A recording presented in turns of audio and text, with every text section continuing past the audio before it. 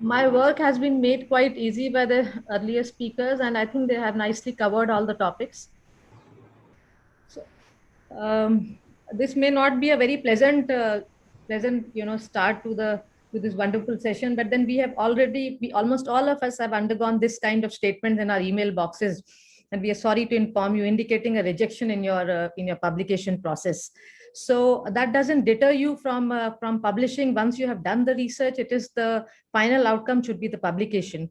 And we have always seen that there are stories of triumph over rejections. And one of the important story which have been not very which we have all witnessed it recently was this rejection, which was almost about 18 times this lady got rejected, and after that she got published, and what a success it was. So don't get disheartened if you get rejected for your first submission, because you have already done a research which itself was a challenging task. And now publication is important. It is a daunting task, because there may be a rejection which would be a high rate of rejection in good journals, about 90%. The publication cost is whooping, $200 US dollars, and even some journals charge publication cost per page, and there's intense peer review system. There is a long wait. So this daunting task may be ahead of you, but then you must always endeavor, because then ultimately you have to publish your work and get the name which you are actually fit for. And people may ask you that why do you want to publish? We are well settled in our practice, and we are doing a good job, and we are having a good doing a good residency, or after that residency we may get good jobs. But then you must always endeavor for publication, because it is important for your promotions, for funding, acquisition of grants from good agencies. You want to share your knowledge, you want to share your research, and also establish your institute as an academic institute. You also want a peer recognition, and also you want to be an inspiration to your peers. So I think these are the values which are worth putting up effort and putting up your hard work. So the process, as I told you, is a daunting process, from initiating the research to the final publication. And during this process, it may take some time. That means from initiation of the research to preparation of manuscript submissions, the decision, then revisions and re-revisions, to sometimes to rejection also. But during this process, you have to have a patience.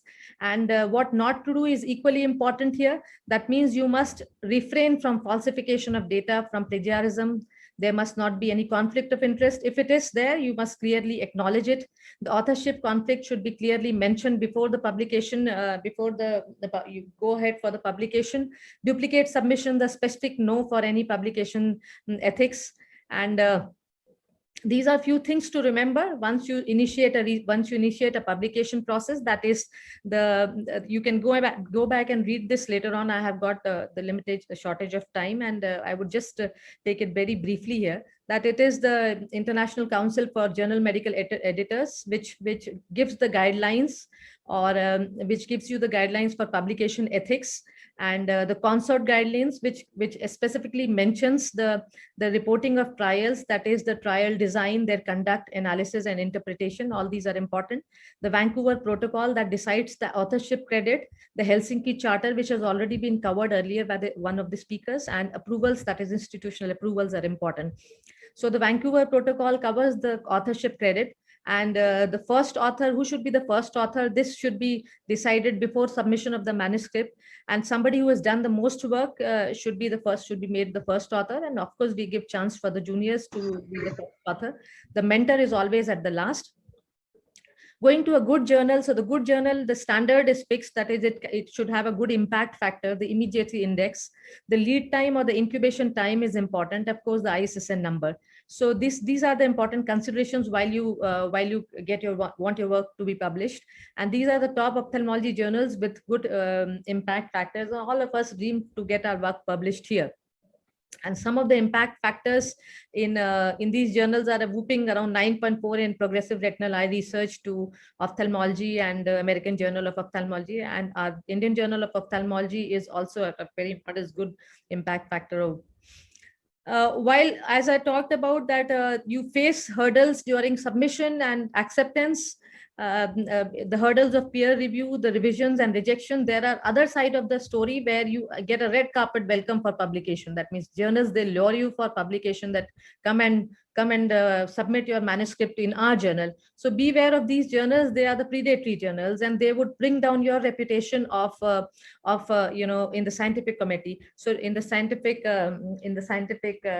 world. So refrain from publishing in these journals. That is, these are they only want your money to be invested in these journals.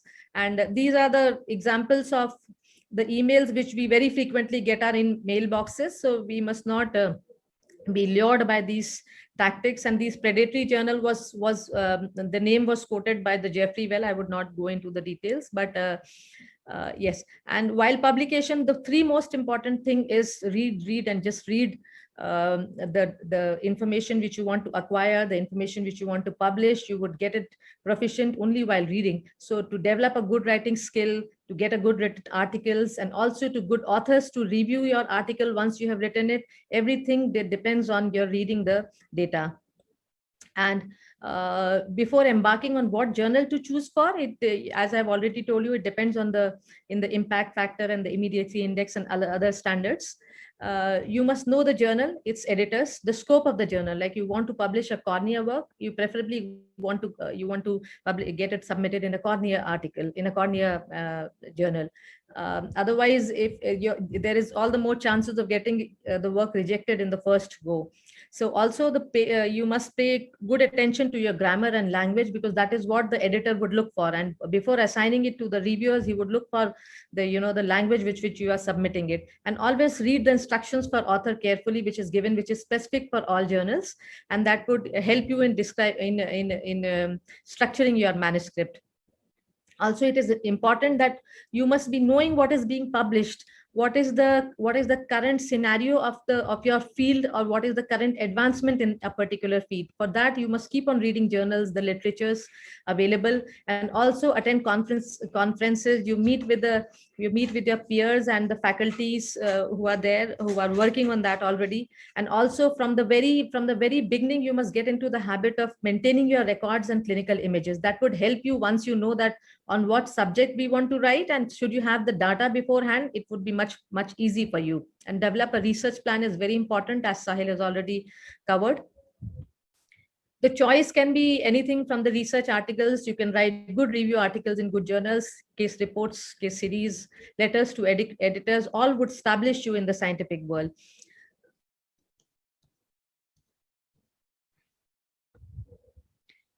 And once you are knowing about these intricacies of publication, you are almost done. You are almost, the half of your work is done. You have got the motivation to work for a cause. You know what is the problem, you know what is the solution to the problem, and also you know what would you be adding through your literature, that what would be the result of your study, the potential result of your study.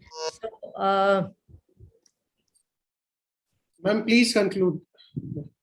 Okay. So just a brief overview of the structure of a paper. Please. Yeah. And